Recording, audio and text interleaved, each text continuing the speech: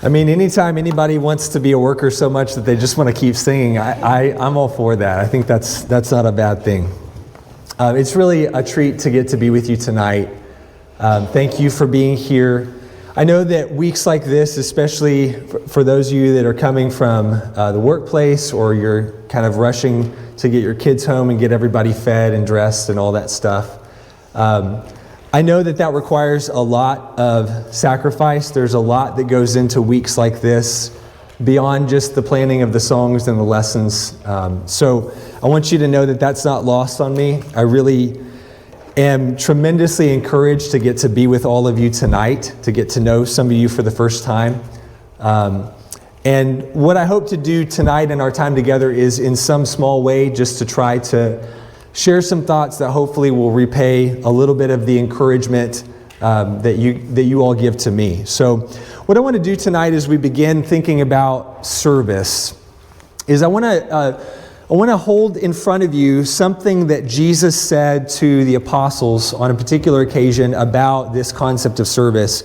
And I want to use this to lay the foundation for everything else we're going to talk about tonight. Most of our study, we're going to be in the letter to Titus. And if you want to open up and turn there, that's where we'll be pretty much all for the rest of our lesson.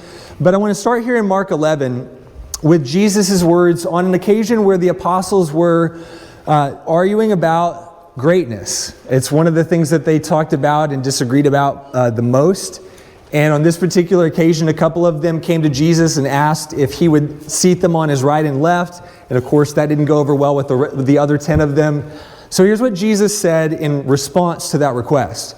In Mark 11, verse 42, it says, calling them to himself, Jesus said to them, "You know that those who are recognized as rulers of the Gentiles lord it over them, and their great men exercise authority over them. But it is not this way among you. But whoever wishes to become great among you shall be your servant. And whoever wishes to be first among you shall be slave of all. For even the Son of Man did not come to be served, but to serve, and to give his life a ransom for many." And I think those words right there tell us everything we need to know about why we should be zealous for service, why we should care about serving other people in our lives. It's because that was, in Jesus' own words, it was one of the reasons that he came to this earth, was not to be served, but to serve. And in a world like ours today, I don't know if it's any different today than it's ever been, but in a world that is saturated so much or consumed so much by the ideas of wanting to be served, everything's about me. A world that's all about convenience. You know, I can go on my computer at home and I can get just about anything to my doorstep in 2 days or less. And if I have to wait any longer, I'm not really happy about that. We have such convenience that it's easy for us to get wrapped up in this mindset that life is all about being served. And yet Jesus says the total opposite. If we're going to be a part of his kingdom, if we're going to be followers of his, then we have to learn to serve just as he did. But what does that look like in practical terms? Let's go now to the book of Titus, and I want to begin reading. I want to take you with me to the island of Crete. And we're going to talk a little bit about the situation that Titus was faced with as he began his work in teaching and preaching. And I don't know if I'm supposed to do anything to bring these up one at a time. Will they all just come up on the same slide? Okay. Well, this one alone, some of them did. That's fine. That's just fine. So what I want you to do with me is to read Titus 1, and we're going to begin reading in verse 10. And I want you just to try to get a feel for what it would be like to live on the island of Crete. Verse 10 of Titus 1, Paul says, "For there are many rebellious men, empty talkers and deceivers, especially those of the circumcision, who must be silenced, because they are upsetting whole families, teaching things that they should not teach for the sake of sordid gain. One of themselves, a prophet of their own, said, 'Cretans are always liars, evil beasts, lazy gluttons.' This testimony is true. For this reason, reprove them severely so that they may be sound in the faith. not paying attention to Jewish myths and commandments of men who turn away from the truth. We'll stop right there for now, but what I want you to notice is a couple of the challenges that Titus was faced with. And I want you just to try to imagine that you're a Christian living in a place like Crete, and you're trying to figure out, how do I make a difference in the lives of the people around me? How do I make a difference in the culture on an island like Crete? The culture, I think, is described there in the text that we just read, and you probably picked up on this. Crete was full of all kinds of ungodliness. In fact, do you notice the quote that Paul draws from here? He says, Cretans even say this about themselves. Cretans are always liars, evil beasts, lazy gluttons. And I think that explains why Paul has to tell us that the testimony is true. Because if a Cretan says, hey, this is always true, and Cretans are liars, can you believe what he's saying? Well, Paul says it's a trustworthy statement. But just imagine living in a culture like that. Do you know anybody like that? Either at your workplace, or maybe some of you young kids that are in school. Do you know anybody at school that, like, everybody knows this about them? Whatever they say, you know that they're not being truthful. Nobody believes them. They're always lying, or maybe everything that they do is done from a desire to just get everything that they can from everybody else. They're lazy. They're not interested in really working for themselves. They just want other people to serve them. Maybe you know people like that in your workplace. But whatever the case is, you see some of the difficulties or the challenges of this. And we see that this is not really something that was unique just to Titus on the island of Crete.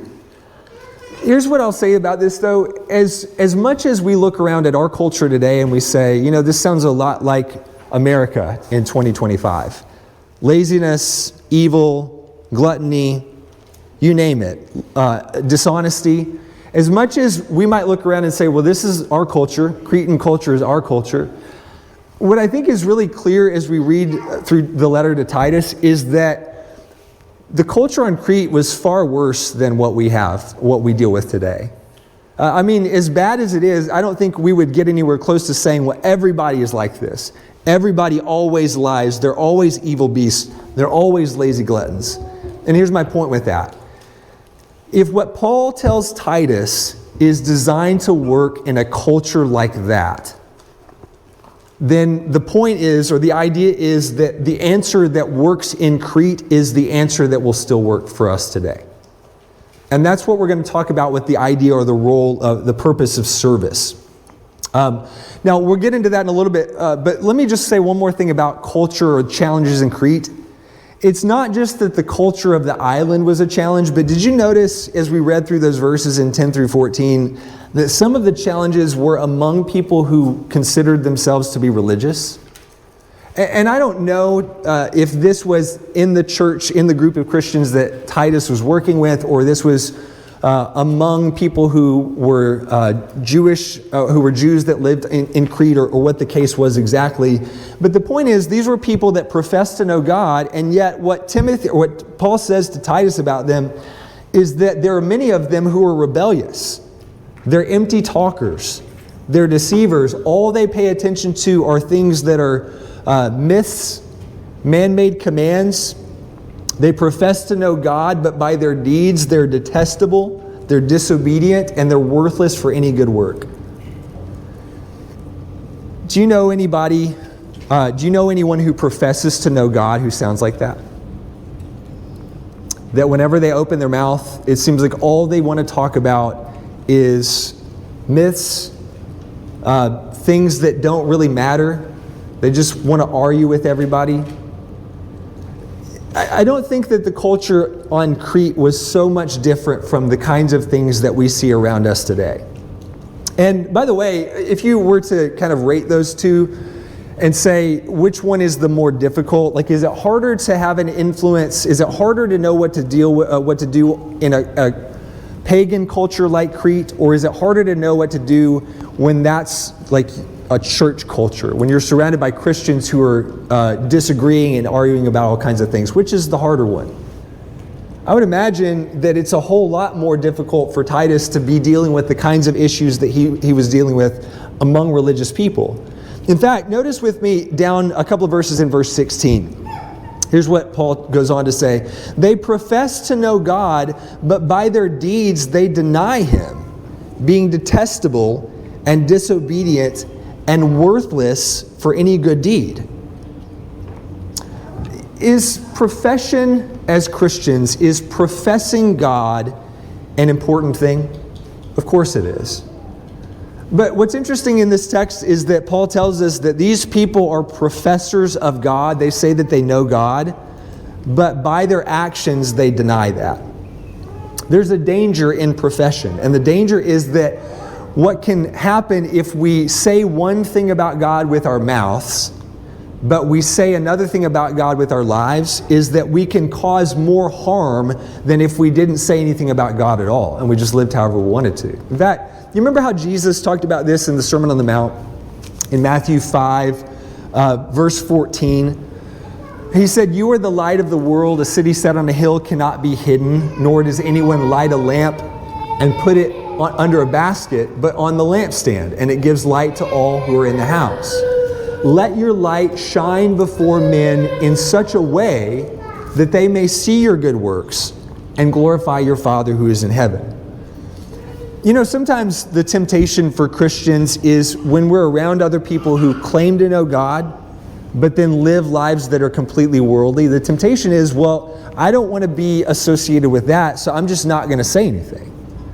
Maybe I'll just not profess if what's happening is that the people that are professing are then turning around and living a double standard and modeling hypocrisy. Because I don't want to be a part of that, I'm just not going to say anything. Of course, in this text, Jesus doesn't really give us that option.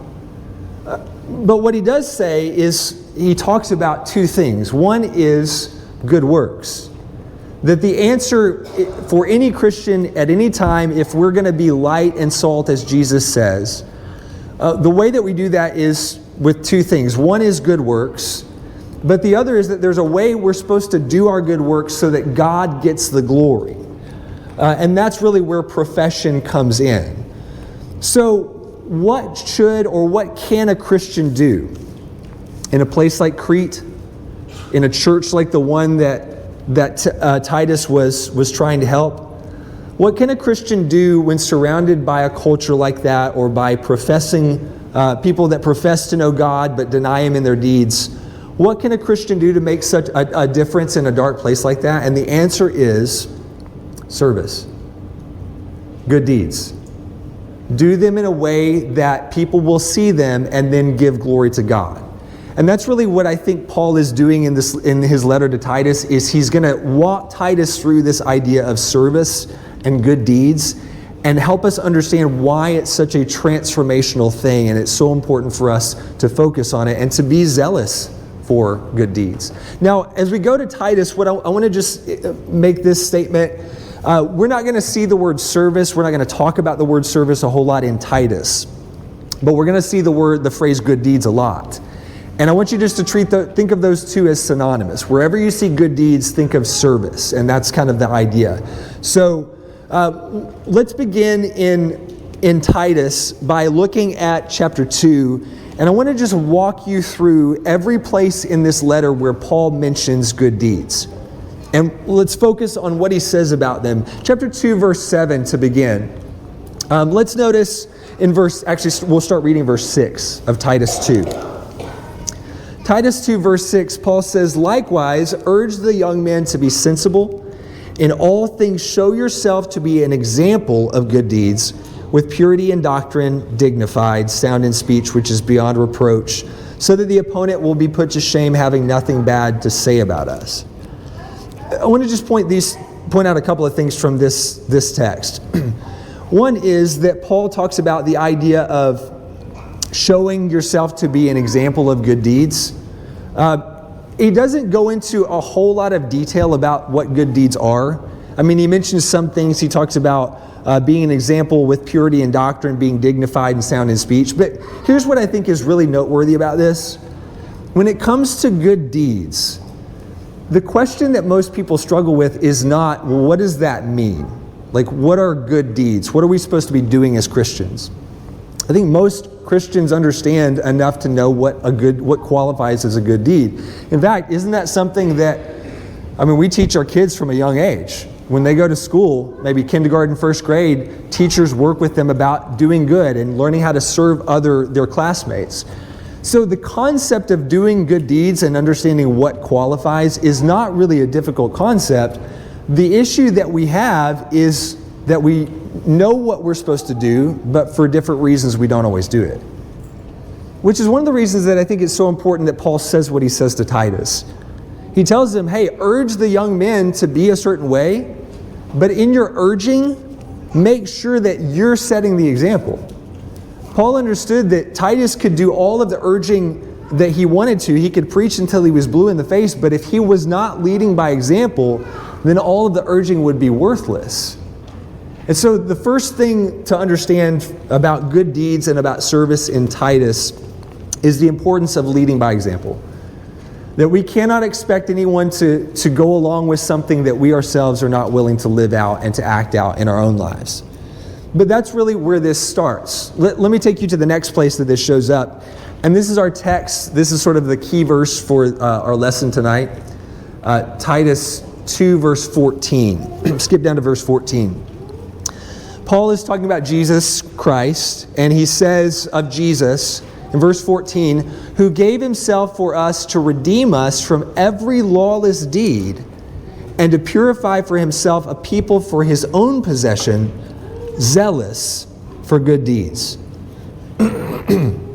So, why does God care about not just the doing of good deeds, but the attitude behind it? If 2:7 is all about doing the good deeds, being an example, 2:14 is all about the mindset or the attitude behind it, why does God care about the attitude that we have when we do good deeds? Let me ask it this way. Is every good deed doer that you know in your life, I want you to try to think about all the people that you know that you would say are doers of good deeds, are they all Christians? I know a lot of people who are doers of good deeds who don't really believe anything about Jesus or about God. In fact, maybe some of the best good deed doers, I'll try to say that 5 times fast without stumbling. Some of the best good deed doers that I've ever met are not necessarily religious people. So here's my question. If good deeds is not something those aren't things that are exclusive to Christians, what do Christians do to set ourselves apart from other good deed doers? And I think that this is one of the answers. It's not just that we do good deeds, but we have an attitude of zeal for doing them. In other words, when it comes to doing good deeds, we don't just do them when we feel like it. We don't just do them whenever we're going to get some sort of benefit from it. We're not indifferent toward the doing of good deeds, but there's a passion or a zeal or an enthusiasm for doing this. I'll tell you a couple of reasons that I think this matters.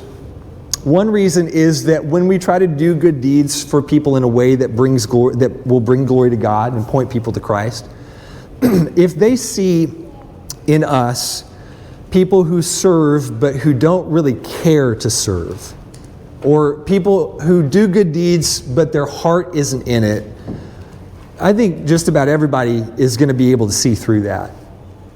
I'll tell you this about my wife.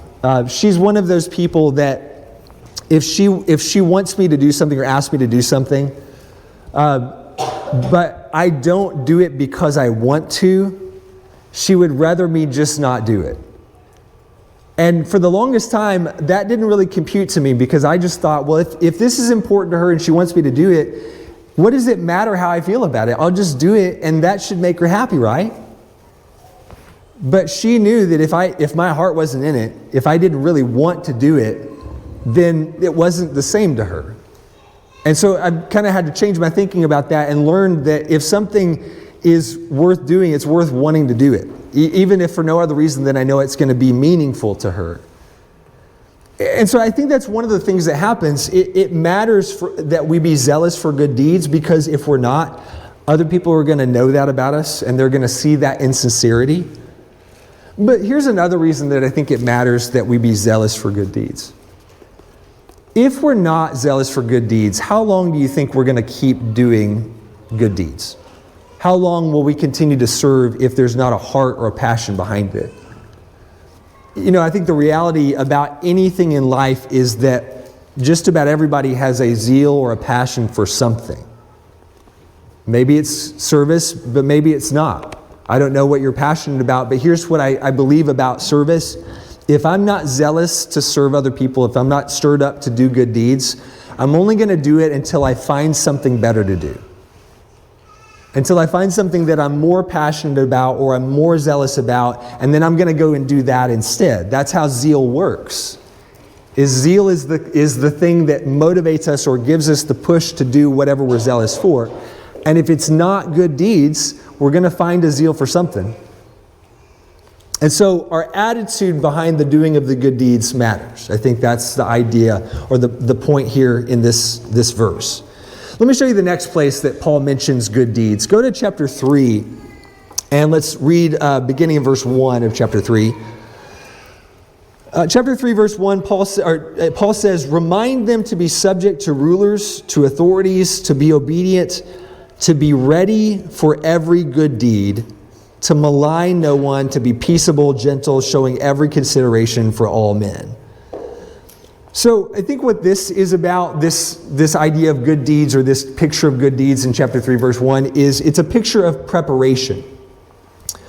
It's a picture of getting things ready ahead of time. This word here, ready for every good deed, is a word that shows up in several places in the New Testament, but one of the places that it's used most often is when Jesus would tell parables about banquets or feasts or kings that would throw like a big meal and invite people. This is the word that he would use to talk about the king getting the banquet ready or the feast ready. And I think that helps us understand that this idea of readiness is the idea that something has to be done ahead of time. A work has to be put into this. Jackson and Ashley were really gracious to have me over for dinner tonight, and one of the things that I realized is that there was a lot that went into that. If you've ever hosted someone in your home, especially if you did it when you had a house full of kids, you know that that's not something you can throw together at the last minute and hope it's going to work out, If you've ever hosted a big family gathering, like for the holidays, if you're one of those people that says, yeah, we'll host everybody, and then you're like, why did we say that? And then you realize what it's going to mean, you know that the preparation for that takes tons of time. And if you wait until the day of or the day before or the last minute, it's just not going to be what you want it to be. And that's kind of this idea about being ready for every good deed. I want you to think with me about what is involved in preparation for good deeds. Because, on the surface we might think, well, good deeds, service, that's just, it's a spontaneous thing. But there are all kinds of things that we can prepare to do good deeds. Maybe it's supplies or resources. Maybe for you, what preparing or being ready for every good deed means is that you set aside money in your budget every month. And you say, this is money that I'm going to set aside to be able to use if there's a need that comes up, if there's somebody who's in a difficult spot, I want to have something so that I can share with them. Or maybe for you, what you set aside is a room in your home. And you have a place that's dedicated. If somebody needs a place to stay for a night or for some time, you've got a place in your home that you've set aside just for that. Maybe it's some other sort of supply or resource that you have. I'll tell you about a friend of mine who struggled with this in his life as a young Christian. He always used to struggle whenever he'd be like driving somewhere and he'd pull up to an intersection and there's somebody, standing there with a sign that said, please help, need food or something like that. And sometimes the struggle for him was he wanted to help, but he just didn't have anything on him. He didn't have any money to give him. He didn't have anything he felt like he could offer. Other times the struggle was that he had things he could give someone, but he didn't want to be the kind of person that would just enable. And he always wondered, if I give them money, are they going to just go spend it on like alcohol or drugs or lottery tickets or whatever? So he didn't feel good about that either. So here's what he did. He prepared. what he decided to do is he decided to set aside time and to go and buy gift cards to restaurants, fast food places, grocery stores, basically places where he knew that if he gave somebody this gift card, they couldn't go spend it on something that he was going to feel badly about or that would enable them in some sort of ungodly behavior. So he just bought this stack of gift cards and kept it with him in his car. And so every time an opportunity presented itself, he was prepared, he was ready for every good work. And he didn't have to worry, or he didn't have to go through this dilemma, I want to help them, but I don't have anything, or is it really good to help them? He had something he could give them. And so that's the idea behind being ready for every good work. Now, maybe for you, it looks different. Maybe the idea that maybe what we're preparing is not resources or supplies or money or gift cards or whatever. Maybe what needs to be prepared is ourselves.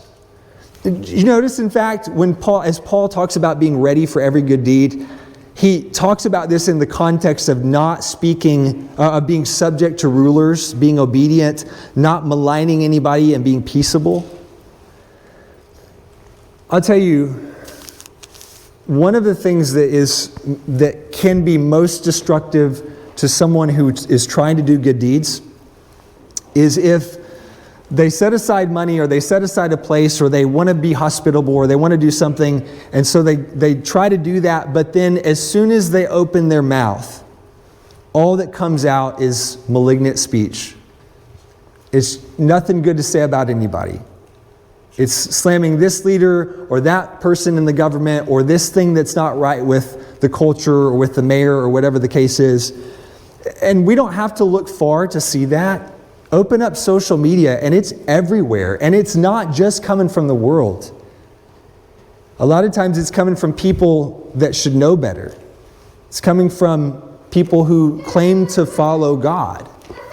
So sometimes what being prepared for good deeds is about, first of all, preparing my mind, my heart, so that I understand that I can want to do good deeds, but if I am not careful in the way that I do them, if I'm not careful in guarding my tongue, that I can do more damage than good. Maybe one of the ways that we prepare is learning to figure out how, when we do a good deed, to figure out a way to point someone to Jesus or to point it to God. I think that's one of the things that is often a source of tension or a struggle, is like, I want to help somebody, but I don't want to boast about it. I'm supposed to, do things in secret like Jesus said. So how do I do good for people, but also get them to understand that this is God that loves them, and there's someone that cares about them and wants good for them? Maybe that's the preparation that we need to put in. But you start to see the point, right? It's just that the more we prepare ahead of time and the more we think about getting things ready, whether it's our heart or our mind or our speech or our resources, the more effective we're going to be in service to God. All right, let's look at the next place that Paul tells Titus, or talks to Titus about good deeds. Chapter 3, skip down to verse 8. And let's read verse 8 together. Paul says, "This is a trustworthy statement, and concerning these things I want you to speak confidently, so that those who have believed God will be careful to engage in good deeds. These things are good and profitable for men." So the idea here of engage, I don't know if any of you have a different translation. I'm reading the New American Standard. Some of your versions may say something like, instead of engage in good deeds, it may say, be careful to devote themselves to good deeds. So here's the progression. It's good for us to want to do good deeds, and it's good for us to be zealous and have the right attitude about that. It's good for us to make plans and preparations to do good deeds. But at some point, you know what we have to do? We have to do the good deeds. And this is a word that is important because it's not just a word that's about doing something one time. It's about devoting ourselves to something that is a sustained practice, something that we do diligently. It's not just something that's an occasional commitment or a commitment to something in principle. And I'll be honest with you, I think that's one of the biggest challenges to being a servant, If you give me someone to serve and you say, this time, this date, here's who you're going to serve, here's what you're going to be doing one time, I think most people are comfortable with that. What becomes difficult is when service goes from being a one-time thing to something that we do constantly, that is a habit of ours, it's a practice, it's a way of life. And maybe even a way of life where we're serving someone in a way that maybe we don't, it's open-ended. There's not like an end to this, or there's not a resolution that we see coming down the road. And so that's one of the things that's just as important. Paul says, he tells Titus to be confident, to encourage those who believe in God to be careful to engage in or devote themselves to good deeds. And then the last place that Paul mentions this idea of good deeds is at the very end of the letter. Look at chapter 3, verse 14. Chapter 3, verse 14, Paul says, our people must also learn to engage in good deeds, to meet pressing needs, so that they will not be unfruitful. First thing I want to say about this is it's interesting how this plays, or how this shows up in the letter itself. It's right at the end after he's starting to say, hey, so-and-so sends their greetings. I want you to greet so-and-so for me. It's almost like at the end of this letter he says, and by the way, don't forget what I told you. Most important thing, our people must learn to engage in good deeds and meet pressing needs. For a follower of Jesus, for somebody who lives in a place like Crete, and I don't know what your Crete is, by the way. I don't know if it's the workplace or if it's the classroom or if it's even maybe in your home or your neighborhood. Wherever you're surrounded by the kind of culture that we talked about. If you want to make a difference in a place like that, Paul says we must learn to engage in good deeds. I also think it's important that he mentions this idea of meeting pressing needs. Because one of the things that implies is, there are needs that come up from time to time that are not always things we can plan out or anticipate. Pressing needs kind of carry with it the idea of something that's inconvenient or it's not always on our timetable or our schedule. Again, one of the things that can be easier about being a servant is when you can fit it into your planner, when we can make sure that it coincides with all the things that we want to do with our time. But when a need arises that comes out of the blue, and all of a sudden it means that I've got to give up my time and my stuff and my energy, and I've got to set all that aside to put somebody else's pressing need first and foremost. Sometimes that can be a much bigger challenge. And so Paul says that we have to learn to engage in good deeds and meet pressing needs. But the beauty of that is he says if we do that, we will not be unfruitful. So if you've ever wrestled with this idea of how can I make a difference where I am in my workplace, in my family, in my community, in my school, how do I make sure that I'm doing something for the Lord? It doesn't matter if you live in Crete or Rome or Marion or Westfield. It doesn't matter if you live on the doorstep of the gates of hell. If we dedicate ourselves to doing good deeds, engaging in good deeds, and meeting pressing needs, we will never be unfruitful. Even if whether we see the benefits of that, we see the fruit or not, that's the idea. It's also important that Paul says that it's something that we have to learn. When you talk about learning things, I think the implication is, we typically, when we have to learn something, it means that it's something that doesn't come naturally. And I appreciate that it says we have to learn to engage in good deeds and meet pressing needs, because if I'm having a hard time with this, if it's a struggle to learn how to do this, well, that's kind of the point. It's just something that's not going to come easily. It's a result of a practice that is not natural. But for the last part of our time tonight, what I want to do is just talk with you about, so how do we learn that? I mean, if we have a heart, if we have the zeal, if we're stirred up to serve, but we just don't know how, or we're trying to figure out what that looks like, then how do we learn that? There are a couple of things that Paul points out to Titus as far as places that we can go to learn this. Go back to chapter 2. And we began by reading this verse that where Paul tells Titus to show himself an example of good deeds with purity and doctrine, dignified, all those things. So one of the things I think for us is we learn to meet pressing needs. We learn to do good deeds by looking for the examples or looking at the examples of other people.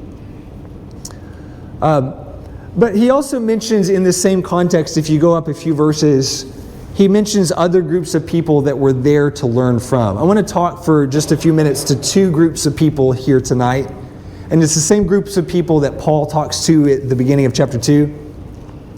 I want to talk to those of you who are older men and women. I'm not going to set the age on that. You can figure out where you fit in that. But one of the things that Paul points out here about older men and women is that they are to be the ones who set the example. The kind of conduct that Paul tells young men to exhibit in verse 6 to be sensible is the same kind of conduct that older men are supposed to be exhibiting back in verse 2. When he talks to younger women about loving their husbands and loving their children, he says that in the context of learning that from older women. So if we want to learn how to serve, one of the best ways to do that is to learn from the examples of other people. And so if you're a part of that older group, if that's how you see yourself, then here's the question for you. Are you living your life in such a way so that your life aligns with the kinds of things that Paul says older men and women are supposed to be doing, in ways that they're supposed to be living? And beyond that, are you also open to the idea of bringing alongside a young person in the faith? Not just living your life and kind of, setting your blinders and keeping to yourself, but opening up your life to somebody who's a new Christian or who's younger than you, whether they're a new Christian or not. The other group, young people, young men and women. It tells us that if we're young, we're supposed to look to other people to learn how to behave as men and women. And I think that applies to service. So one of the ways that we learn to serve is by looking at the example of others. And I'll tell you, one of the reasons that I think this is so meaningful is because one of the hardest things about service is when it gets difficult. I mean, any of you that have ever set your mind to do good deeds or to try to be helpful to other people, you know that initially, if you're zealous for it, you can do a lot of good and you can work through a lot of complexities of that. You can overcome discouragement, but sooner or later, at some point, it gets kind of exhausting, doesn't it? Sooner or later, I mean, people who start off as good deed doers, I told you I was going to have trouble saying that, they stop doing the good deeds. Why? It's not because they don't think it's important. A lot of times it's because they get tired. And I'll tell you, one of the most important things that young people can learn from the example of older Christians is how to keep serving when it's exhausting. How to put other people first when you get a diagnosis that changes everything about your life. Or when you're working through a family dynamic that's dysfunctional, or you're trying to figure out finances, or whatever the case is, whatever the trial is, people who have gone through that we can look to and say, hey, how have you gone through the things in your life that you've gone through and still come out on the other side with a heart to serve other people? If you, young people, if you know someone like that, an older man or a woman who is still serving in spite of all the things that they've had to deal with in their life, go up to them and give them a hug. Let them know how much you appreciate their example. And while you're doing that, see what you can do just to spend some time with them. If you're not already doing that, maybe you are. But see if there are ways that you can spend time learning from their example, learning from the things that they've gone through, about how to serve when serving is not easy or convenient. There's another thing, though, that Paul teaches Titus about where we can learn or where we can go to learn how to serve. And the reality is that sometimes, as much as we might want to learn from older men and women, I know this is a pretty young group, relatively speaking.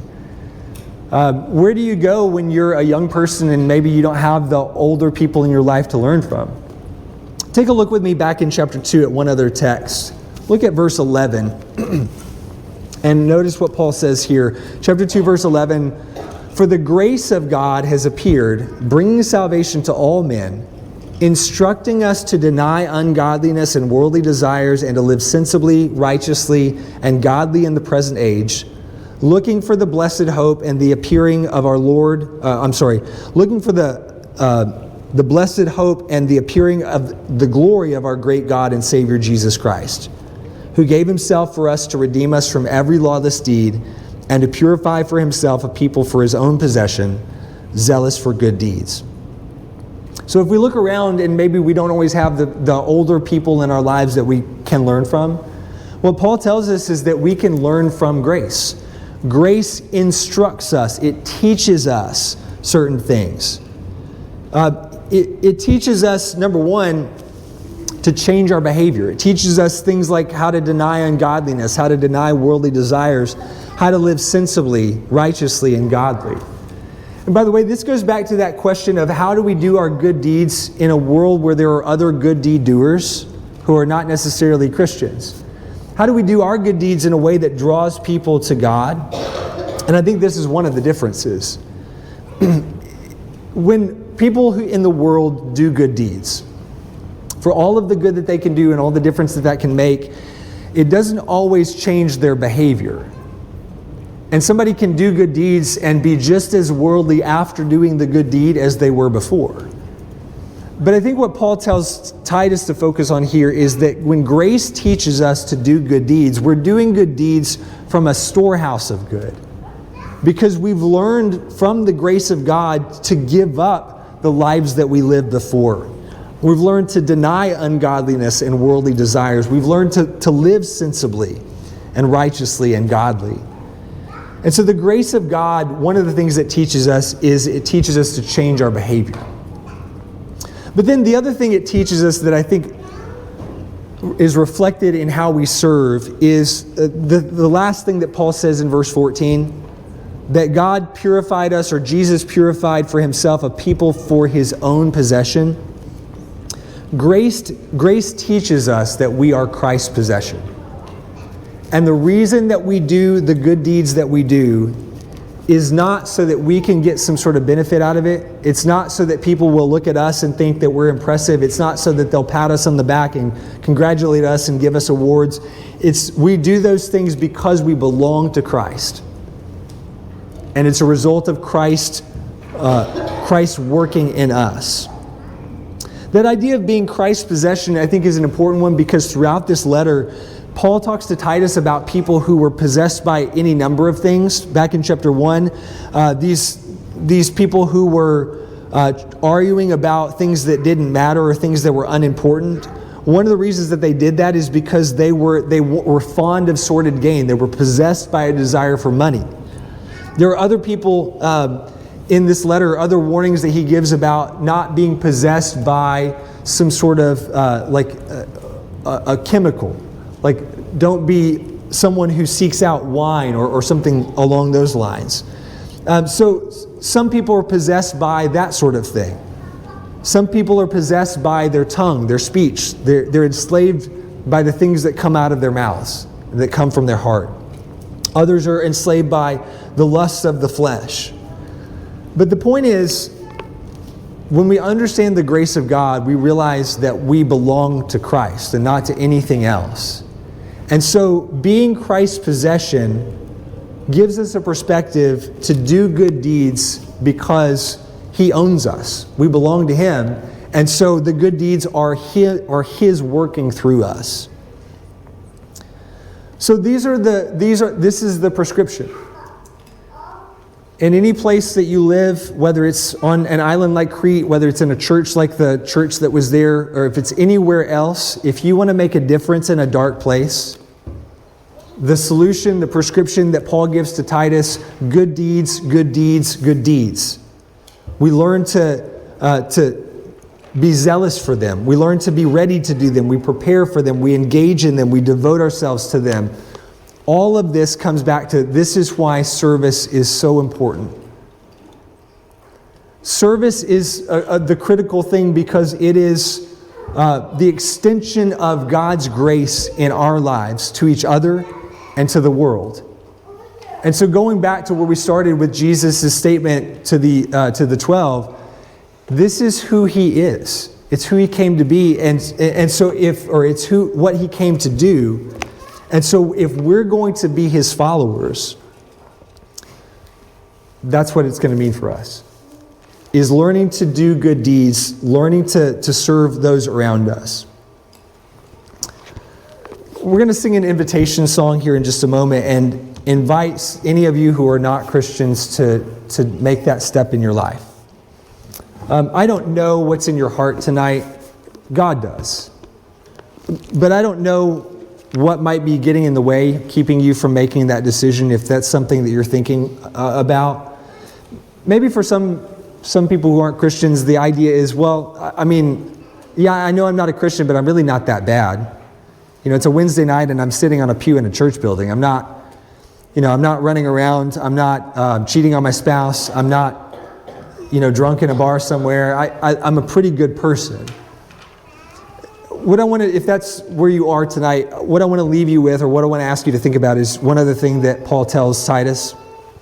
Titus chapter 3, verse 3.